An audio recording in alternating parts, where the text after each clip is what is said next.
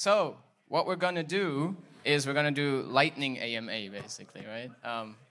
He was briefed, so he's okay with this. As I said earlier, I hope you all have questions in mind that you want to ask him, and we want to make sure everyone gets to ask their question. I know Tomek had 4 questions, so so he counts as 4. He raised 4 hands too, so that means we're at 13.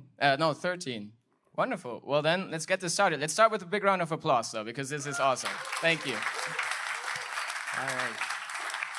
Hi, Ed. So, quick question, and don't want to go into specifics, but what are the main points you think that's going to be improved in the router?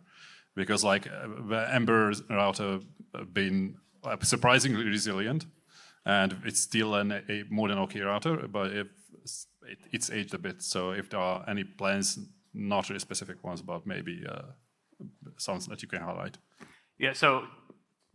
You're asking me to expound on what's next for routing, I guess. You summarize, yeah.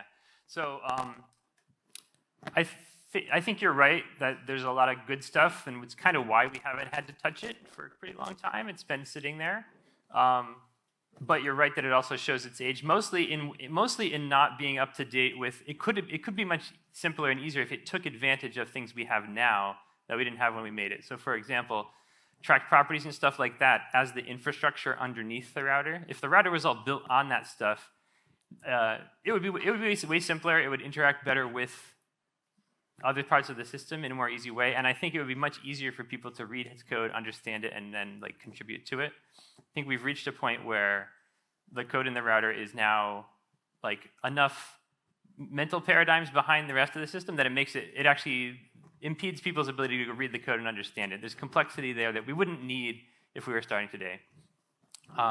So I would expect something based on the concepts of resources, like Preston's talk, where once you have really nice primitives for how reactivity works, which we have with tracked, how lifetime works, so that things know when they need to be cleaned up because something else was cleaned up, and that can cascade. Once you have that lifetime and you have the reactivity, now you have a pretty good set of primitives to then build on top of. So for example, I think it would be very nice if instead of, today we have model hooks, right? They're like an async function that can produce a value to back your route. That's not a really good fit for things that are stateful, like a live connection to the server. I mean, you can absolutely do it. We can, many of us, if we've been experienced, have seen patterns like that, and we can figure out how to do it. But it needs dedicated APIs. You have to go and learn that the routes have an activate and a deactivate method. That's special and unique, and it's facts you have to learn. And you wouldn't need those facts if it was just following our normal lifetime stuff. So, I actually used the whole minutes. I thought that was, okay, I fit. Woo, thank you. We don't have time for applause. That is true. Let's do your first one. Okay, so how far away from Vite support you think we are? Sure, good one. So I do not think it's very far.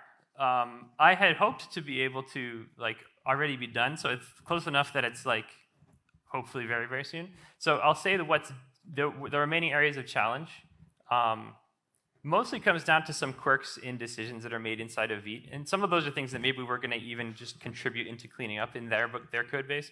So for those who aren't familiar with it and why it's a nice development tool, Vite, most of what's different about it is how it works during development. How it works once you're deploying your app is not that different from a Webpack or a rollup. In fact, it uses rollup for production builds. But in development mode, there's not really, the center of the build doesn't live in the build tool anymore. It lives in the browser. So the build tool is really a web server with relatively thin transpilation going on. So you're going to fetch a JavaScript file. Your browser fetches a JavaScript file, and it's one of the files you authored, and it's going to get served up, not concatenated with anything else, just by itself, with a little bit of thin transpilation so that all the import statements are real URLs now to the other modules. And then if the browser does all of the module loading, so traversing the graph of dependencies, all this stuff happens in the browser. That's what's good about it, because now when you have a gigantic application like intercoms that Pat was just telling us about, if you edit one file, your browser really can use browser caching fetched the one file that changed. That one file was the only thing that needed transpilation, and now you have extremely fast developer loop. That's part of what's appealing. So because of that architecture, though, Vite needs to do, to keep that architecture working nicely, Vite does a lot of optimization tricks to try to get your libraries, for example, all built ahead of time and ready to go so that when some file needs them, that whole library is already built and you don't progress through the library on the fly. In practice, that means that Vite has like 3 different build system processes inside of it that are all distinct from each other. And when we get one of them fully integrated with Embroider, then we realize, oh, there's actually another one. So like the normal build is well integrated. The pre-optimization build is not, so we now have to like do it again there. So I didn't give you a date, but I'm not going to give you a date. So. Ooh, all right, next one. Yeah, I got one. Ed, could you riff on Ember animated and animation in web apps in general for a little bit? Oh, sure, yeah. So I love animation stuff. I have not really had the time myself to focus on that. I've been mostly relying on Nick down here. He's been progressing some of that as well when he's had time. I think that, it's been great to have other people helping. Also, even frankly, like, so Liquid Fire, an earlier, my earlier generation of animation library, still totally in use, and folks have stepped up to help, maintain it and keep it updated so that apps can keep upgrading. I think we've got we've got some pretty solid APIs in those already. If I had the time to just go off and do that, there's definitely stuff that I would want to do, and these are things like Nick and I have riffed on together when either of us has some time. Oh yeah, good to have the clock in front of me. Thank you. Mostly stuff around taking advantage of things I didn't have the first time around. So like modifiers. So like a modifier-based API would be really nice because now you could effectively tag individual elements and say this is a sprite, and then get access to it from a kind of orchestrator component, right? Stuff like that.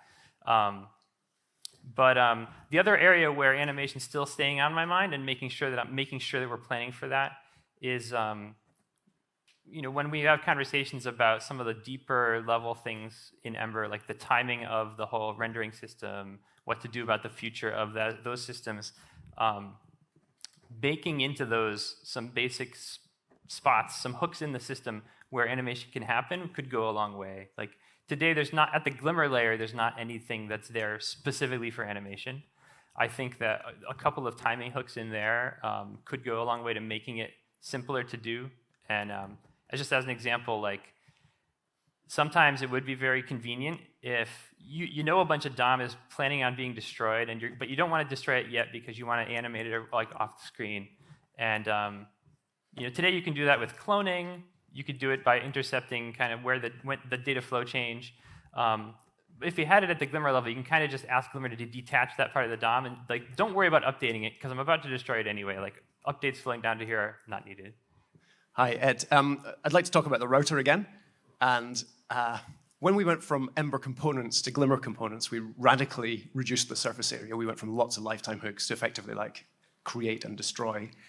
And the router, as it stands today, kind of resembles old Ember components in my mind. It has lots of things like before model, after model, redirect, activate, deactivate. I just wonder if any of the existing things in the router make it difficult to simplify, if there's anything there that makes it hard to simplify. Yeah, so I don't think anything in that API service is really a problem.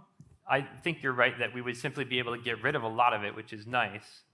I think that the way I expect to do migration for the router, so whatever the new router design that we want to do next would be, once you have one, right? I think if you were building a brand new app, you could just like, hey, I have this new idea for router, let me use it, right? And you could do it all even totally in a library, right? If you wanted to. I would encourage folks to experiment. If you're interested in helping craft the next router, I think we can totally make that as a library and people can try it before we all commit to it as the thing that we want to document and publish and get everybody using. But the way that we actually would roll that out once we've got a design and we need to migrate everybody together, there's kind of 2 big choices you could take when you want to swap out a big piece of your system. And we've successfully done these things before, like in particular swapping out the whole Glimmer rendering engine more than once we've swapped out the rendering engine. And we've been able to get through that because the template language is like pretty solid and stable and declarative, and it doesn't leak a lot of detail to you about things like the timing and the exact implementations. There's stuff in the router that does leak timing details and stuff like that. So rather than go with the strategy where we would be able to swap out the whole guts of the system with a new thing that offers some of the old APIs, maybe in a deprecated way, I think in the router case, we probably would go the other way around, which is to build the newer API as a thing you can begin using, even though you have the old router still really driving the show. And then that would let you gradually refactor to the point where more and more of your routes are only using the new APIs. And then when you finally don't need the old thing anymore, you could turn it off. And at that point, we would finally take all of that old router code out and put in just the core that supports the new APIs, right? And so I think that's the most likely good migration path for us, because that would preserve all the timings that everybody's app is using today, and you could pay the cost gradually. Brand new apps could use the brand new router right away, but old apps could not have to. Then let's do Tomek number 2. Sorry, my questions will be harder and harder. So, second question. What do you think stops people from using Embroider? Yeah, so what stops people from using Embroider? So the list is not super long. The vast majority of app code works fine, right? Usually it's add-ons that are doing weirder things, for good reason, because add-on authors are trying to do ambitious stuff. They needed APIs that they didn't have. So usually it's add-ons doing odd things. By odd, I really just mean creative, I guess. Like, they had a lot of power, too much power, and that's why it's hard. Mostly in things like directly manipulating things in the AMD loader, so the require and define. That's why I'm excited about that RFC. Like, I think that's one of the remaining areas that really causes trouble. Is just, Ember has offered its own features as modules. You're supposed to import things from Ember to use them, right? But you didn't really have to do that. The implementation didn't force you to. You could require things from Ember and use them. And for certain cases, that was easier, so people do it a lot. But that locks you into the old API. And so if everybody was just doing modules, you would not be blocked. So I really think that is the big one. I mean, I guess other things would be if you've invested a lot, if you've got a lot of custom Broccoli code, right? I don't think most companies do that. I think, again, it's more of an add-on thing, but some people have some. So if you've written a bunch of custom transformations like that, you are going to have to find ways to port them. So it's mostly add-ons that go outside of the ES module system. And that's really it. That's the thing that blocks people. I guess I'd say that the reason it's hard is more about the problems are usually not broad, right? Like, it's not that there's 1,000 things in your application that are wrong. It's that there's 1 or 2 things that are odd that happen inside of an add-on, but it's very hard to see that is the reason, to identify the reason, right? You do need quite a bit of expertise to dig in and find why it's breaking, because the error you get might end up being kind of far away from the source of the problem. So it's like understanding the system is probably the greatest bottleneck, which is why it's not a recommended. It's not in the docs. We're not saying do it by default. We won't do that till it's actually documented and doesn't need deep expertise. All right. Hi, Ed. My question is quite simple. Is it possible, or will it be possible, to write custom embroider macros in our apps? Custom embroider macros. So that's a good question. So the thing that I do not want to customize is to let a third-party package, like an add-on, for example, bring custom build time code into apps. I don't want to do that. I would argue against that. Not doing it automatically. But of course, an add-on can in its instructions can say, here's this thing we need, please call us, right? That's fine. If you need something custom at build time, as an add-on author, as a library author, you can tell your users, we depend on this thing, here's how you set it up. But we're not going to let you set it up sneakily behind the back of the users. That's where it gets very difficult to keep everything coordinated, and it tends to lock us in to certain patterns. So I guess I would say that the ideal amount of configuration that should be needed if you're trying to... I'm interpreting this as a question from a library author, by the way, because I think if you are an app author, this doesn't really come up, you have full control over things. You could put in your own build tooling and do whatever you want with it. But if you're a library author, you don't. And as a library author, I think the ideal amount of config to tell your users that they have to do, it's not 0. It's more like 2 lines. It's like, import this thing from me and put it here in your config file. And it's a big difference between 0 and those 2. And I don't think it's a lot of barrier for the developers who have to do those 2 steps. But I think it gives a lot of value for them to be able to, when somebody comes in later, some other developer down the road comes in, tries to understand the system, just to have that thread to pull, to have that pointer into what's going on is so valuable. So if your add-on is going to do customized things to the build in the way that a custom macro would want to do, I think it's best if the app has one config file, say the Babel config file, for example, where somebody who's new to that app can look at it and see the full list of things that are happening. I think that's valuable. And so that's why I would say that would be the path. If you need something custom, it would go there. I will not use my last 3 seconds. All right, thank you. Number 7, 7th question. Well, yeah. You're all way too on topic so far. Oh, good, now it's going to. Do you want to go completely off the rails or a bit off the rails? You can pick. Okay. Do you want to share one little tip, or maybe 3 since you have 2 minutes, on how you keep doing stuff that you love? Yes. Well, I think part of staying happy and not getting burned out comes down to, part of it's autonomy, like feeling like you have some control over what you're working on. That's really important. Part of it is managing your own perceptions. It's very easy to expect unrealistic things of ourselves, and the 2 people could be doing work at pretty much the same rate, and one of them feels like they're succeeding because their expectation was reasonable, and one feels like they're constantly failing because their expectation was just a little bit beyond. And so, like, maintaining perception, I think, is important. Perception, autonomy, let's see, what else? Partly just like, how to say, I guess I have a talent for finding almost anything, any kind of problem I could be interested in. Like, people have all kinds of weird and interesting hobbies or fascinations or projects or businesses. And,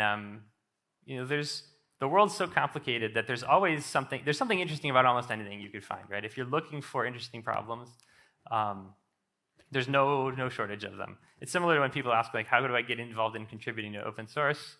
I'm just like, look, there's bugs everywhere. Just go find a bug. There's no software in the world you can't pick up and find some bugs. Just go find bugs. We have an abundance of bugs to fix. And so that's kind of part of what motivates me, because if you like fixing bugs, like the world is all there for you. There's plenty of bugs to fix in the world. And so then it's really just a question of deciding how big a bug do you want to go after. I mean, we've all got some very big collective bugs in the world to fix, and tackling a little piece of those is very rewarding, and also just tackling very silly bugs, but that are at least in your scope, is also satisfying. They all kind of tickle the same effect in your brain. Yeah. Hey Ed, about Polaris, actually, I'd like to know why we're still in this pit of incoherence, because I've got the feeling that almost everything has been done, but we've added new stuff like the new router to be part of this Polaris edition, while we could just say, hey, the router will come in the next edition, and we've got everything ready, so let's climb the hill and finish it. Right. Yeah, so that's definitely an interesting question about scope for coherence. Yeah, so I mean, the idea with the pit of coherence story, right, is that that came out of an earlier challenge, which was, kind of a design paralysis, where we went through a period where it was hard to ship new features because everybody really wanted to be sure of the complete story around that feature before we did it. And that's, it's hard. You can't do iterative, agile kind of development when you have to have the whole plan on the very first day. So the story with having like addition points with high coherence and in-between points with lower coherence is really an attempt to give us the ability to feel comfortable shipping things that aren't like where you haven't told the whole story. You've got it's something good, but you know it could be more. And so I do think a good example of that is the fact that like Octane itself could have said like it really. Ideally, in an ideal world, you need a router that is based off of tracked properties, even in the Octane era, because it's got tracked properties. We decided to cut that scope because it was going to take too long, and I think it was the right decision. I think that when you look at the candidates for what would be in the next edition, like it's pretty clear that includes Embroider, like improved like true ES modules based. Embroider is the implementation, but the goal would be like true ES modules based, compatible with the newest modern JavaScript standard stuff. Like that pretty clearly needs to be in there, and like template tag pretty clearly needs to be in there. I would think and the other thing that has shipped very far already and is also like worth celebrating and making a point in that is the full TypeScript support built into the framework. Those are really the three big tentpoles of the next edition. You could argue that it's okay to cut the scope on routing again. I think you could, but the thing that would be a little too incoherent is route templates not being template tag. You can't use template tag for them, and there are like short-term solutions we could do that. Godfrey Chan, Chan Can Code Online, has been talking and demonstrating an add-on version of that, which maybe will be good. A full version though, like, is probably the new router. So. Oh, okay, number 3. We sometimes say that Ember maybe is a niche product, right? And but how can we make it more mainstream, in your opinion? More mainstream. Yeah. Well, let's see. I mean, I think a lot of the technology choosing decisions that people make are very path dependent, right? It's what I mean by that is like it's less about the objective facts about different technologies and more about what a certain person happens to already know, who they know, what the other people they know are using. So there's a lot of kind of factors beyond anybody's control on what technologies get picked in places. I think that I do think that a coherent edition, like our next nice spot where template tag is polished and like the build tooling is good, it is a good time to like say, hey world, like it's time to look, this is a good thing to look at. I think there's plenty of place for that. I also think, I would also argue that what I want to see is steady. I care much more about the amount of energy in the community than about the fraction of the like world market that we control, right? If the energy in our community is growing, I'm happy, right? Even if like that stays a relatively small fraction of the entire JavaScript market, like what makes us successful is having a lot of energy in the community, right? And so like, yes, there would be a point. There's a point that would be too concerning if there wasn't that energy and it shrunk too much. So we don't want that. We want to do enough to keep it healthily growing. But that growth, for me, that success doesn't look like being dominant in like JavaScript development, for example. It means that our own growth. So like measuring things in absolute terms and not relative ones.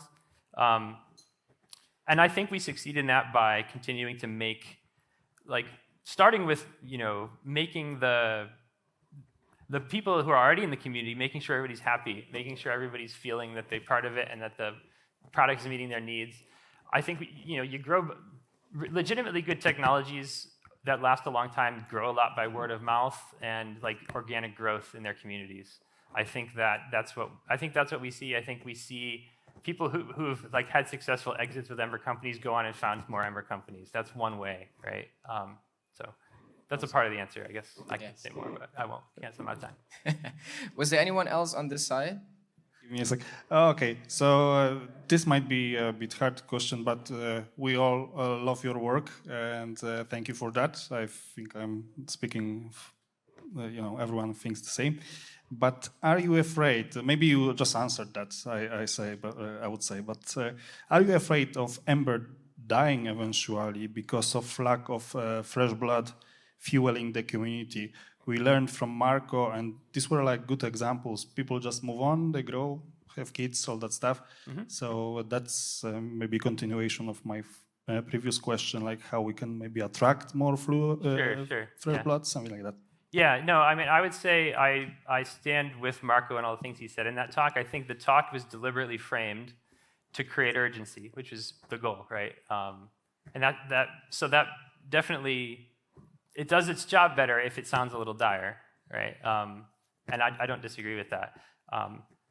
I will take the opposite foil of that position in this context, which is like, don't panic. And there's a lot of reason not to. So there's a lot of ways, you know, how to say. So like, dying is something that, like, in some people's minds, we died years ago, right? But we're all here still, right? So there's different practical levels to the question, right? I think that, you know, we have a very strong core of very successful companies at a range of sizes that are still clearly investing in this ecosystem. And so long as that's true, I'm not worried. I think that even if like there was some kind of, I don't know, falling out among like folks in the community and things felt like they had fallen apart, I think you'd very rapidly see people banding together again. Like it's just the ethos of the project. Our longevity is there because the ethos of our project is to do things together.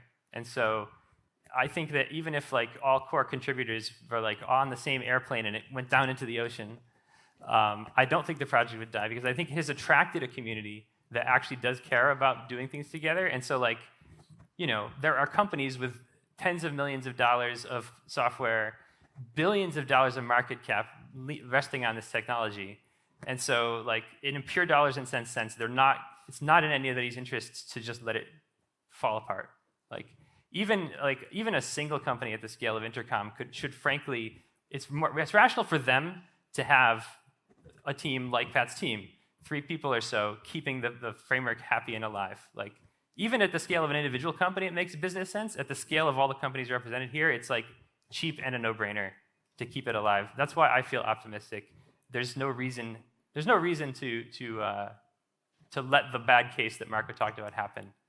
So we just have to, you know, we can't sit and do nothing and like hope that the right thing will happen. We should talk about it and make sure it happens. But it's the logical, like, self-interested thing to do for all of these big successful companies.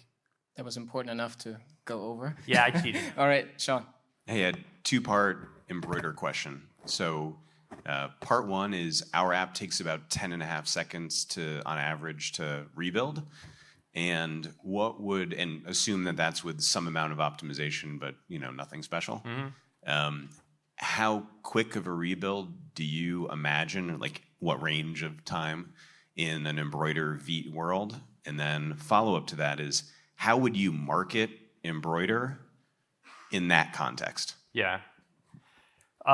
Sub-second would be the goal. Like, I mean, hopefully sub-half second rebuild times. I mean, maybe better than that, but it's hard to say the exact stuff. You know, like hundreds of milliseconds. At me at sub. Yeah.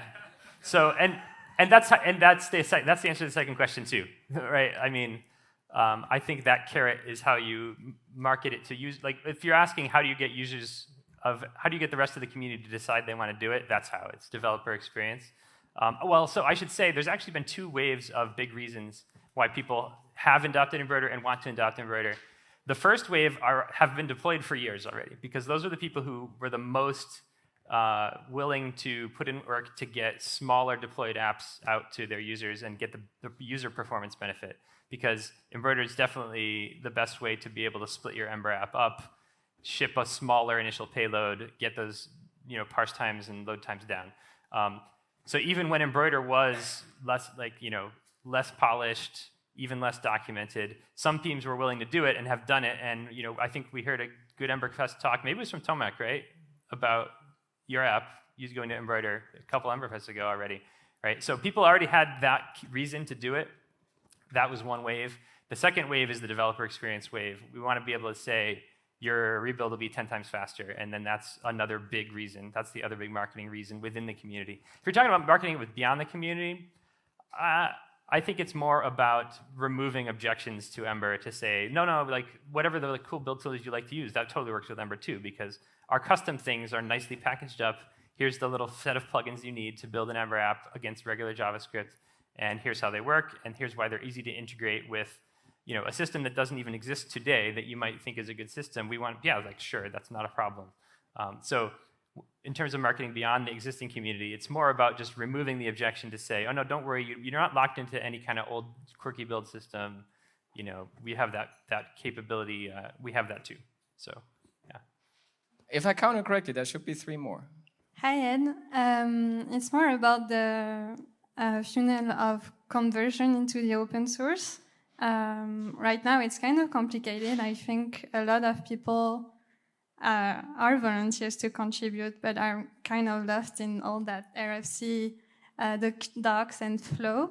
So my question is, do you have some ideas to make it easier for people to contribute? And also, what about having a monthly RFC talk, like the one you get on Discord, that are more open? I mean, I know you can just join freely that conversation, but we're developers and we are kind of shy. Yeah. So I think, it would be nice to promote a talk for that, sure, or conversation for that. Yeah. So getting enabling advice for enabling contributions, how to get more. I think I'll try to answer it from 2 levels, because one is speaking to individuals who might want to contribute and don't know how to get started. That first thing I said about bugs being everywhere is really always my advice, because if you're using whatever tools you're using, you're going to find things that are weird or confusing or broken, and maybe the author of that tool doesn't even think it's a bug. It's just how they thought it should work, but you were confused by it. That's enough reason to know that something is missing, something could be better. Maybe it's documentation, maybe it's a better error message, or maybe there really is a bug. But that's a golden opportunity for you to contribute and to participate. And it might be intimidating because you think it's going to take you a huge amount of effort to solve that bug. And that might even be true on the first bug, right? But my advice is always that the effort is worth it, because each time you do it, it gets easier and easier. And so when you find a problem, spend the time to debug it. Spend the time to understand what's happening in the code below your code, right? You wrote your application, but you didn't write Ember. So you might be intimidated about debugging down into it, but that time is well worth the time, because the skill of debugging someone else's code base is something that you get faster and faster and faster the more you do it, until you get good enough that you can dive into many other people's code bases very quickly and find the bugs. And then you're very good at contributing. So I would tell people to do that. And I know I'm going to run out of time, but at the project level, openness in general is something we're trying to be really good at. Even better internationalized access, better time zones for access to people. Also, though, I think part of the meta reason for a project like Embroider is to make it easier to contribute by taking things that are quirky about Ember that are not central to our mission and not needing to maintain them anymore, right? The things that make Ember unique, we want to focus on those and not focus on extra details like a build system that don't have to be unique to us. If we have it shared, then there's more people helping contribute. And we could focus our efforts on things that are unique to us and reduce a barrier to contribution. I'm just curious about this one. So what's the difference between the Ember Steering Committee? What role do they play versus the Ember core team? Yeah, that's a good question. And the second part to that, what's top of mind? Sure. So the steering committee is really there to deal with people concerns more than technical ones, right? So things like, are teams okay? Are teams functioning? Are the humans in there okay? Does somebody need help? Is somebody burned out and suddenly disappeared and now nobody knows how to make things happen? The steering committee would be the people who can help those kind of conversations. Also to deal with things like a code of conduct challenge. If somebody in the community is causing trouble, and making other people feel unwelcome, that would be something the steering committee would care a lot about. That's the kind of problems that the steering committee is talking about. Also, sometimes, governance stuff. If there was a big disagreement between the Ember learning team and the Ember TypeScript team or something, the steering committee exists to try to help get everybody talking, solve those kind of problems, and build consensus. So that's the role of the steering committee. And it's not necessarily that there's a giant to-do list for the steering committee. It's somewhat reactive, right?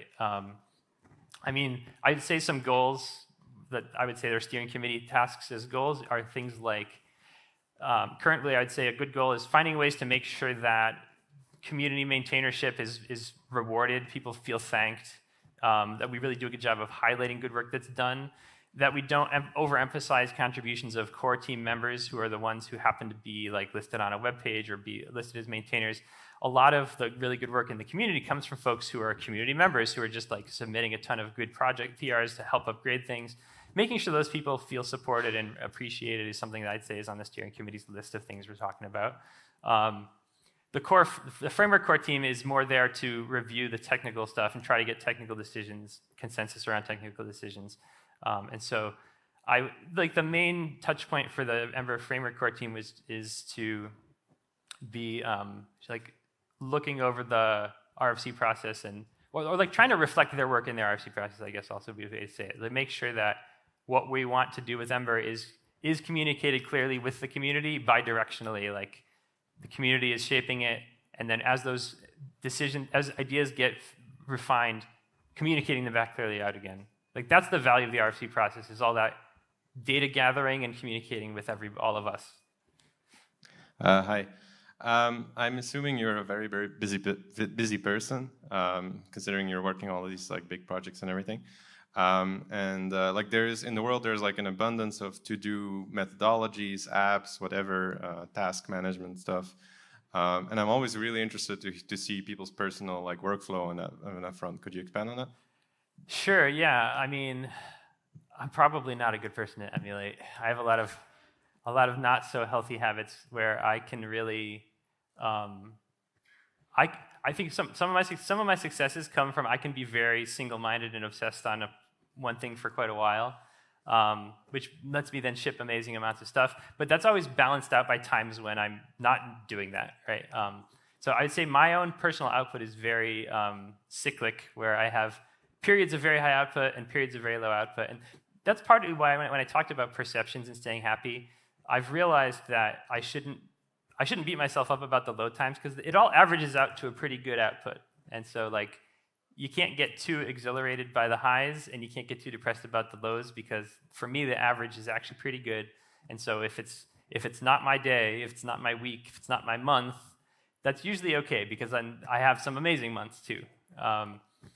I think like in terms of methodologies, I can't say I've like studied a lot of them. I appreciate a lot of the ideas in the GTD kind of folks, the David Allen something. I like the theory. I've been really bad at putting it completely into practice. Some of the stuff in there that I like is to have a trusted system where you could write stuff down and then not have to worry about it anymore in your head. If you always feel like you have to keep so many details in your head, it is very psychologically stressful. And if you have a trusted place where you know if you write it down, you can always find it again, that part works for me. I'm really bad at trying to like do the whole periodic reviews you're supposed to do there. I can very easily ignore my email for a scarily long time and then have way too much to go through. So I wouldn't say to emulate me there. Yeah, I guess I'm also just kind of ruthless with my attention sometimes, and not always in good ways. I mean, sometimes, like I said, I'm having a bad week and my attention's on something unproductive. But like, even in terms of something like bug reports and GitHub issues and stuff like that, some people get very anxious because they know they've got a list of notifications. I kind of take the view that if something's really important, you'll hear about it again. So like one missed notification is not a big deal. Awesome. Actually, I messed up. There was one more question that Balint had sent in. Sure. Unless you guys want your break right now. No, I definitely need Balint's question. Right? I miss Balint. That will make him feel better. I wish he was here. By his avatar. Given the scarce resources that we have, what do you think the most impactful work currently is in Ember?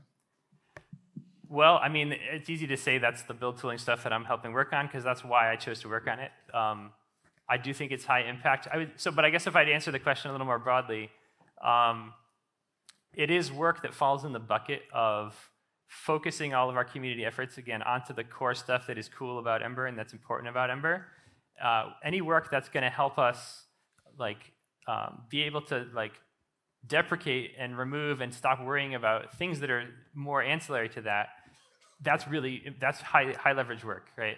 An example of this is, now in Ember, it's relatively straightforward at this point. If there's some third-party library, say a DOM, something that the kind of library where you pass it a DOM element and it does something nice for you, right? Like a graphing library or something like that, right? Today in Ember, integrating that stuff is pretty easy. And I think we saw an example. Somebody in their slides showed importing a library and sending it to the DOM, making a modifier. I don't remember who that was. Who was it? Highlight. Yes, somebody showed us highlight. That was you? Yes, exactly. That's a perfect example where I think that historically, somebody in the community would have taken it upon themselves to write a big Ember add-on that did a bunch of custom build stuff to make sure that the library was integrated, had a bunch of options about the different ways you might want to use the library in your Ember app, wrapped all of that in a family of Ember components. And that was valuable effort to the community at the time when that stuff was hard to do. And a lot of effort got spent on those kind of add-ons. And that's an example of effort spent in the community. I think today we don't need to do that because we've done high leverage work so that Ember auto import will pull highlight into your app with no real effort. And our modifier API means that writing that modifier is not hard, right? And so with all of those steps falling into place, that's the high leverage work, is to say, how do we do the work that is going to enable us to not have to do the work? Now, if people are kind of looking at the set of Ember add-ons out in the world and saying, how are we going to ever get these all converted to V2?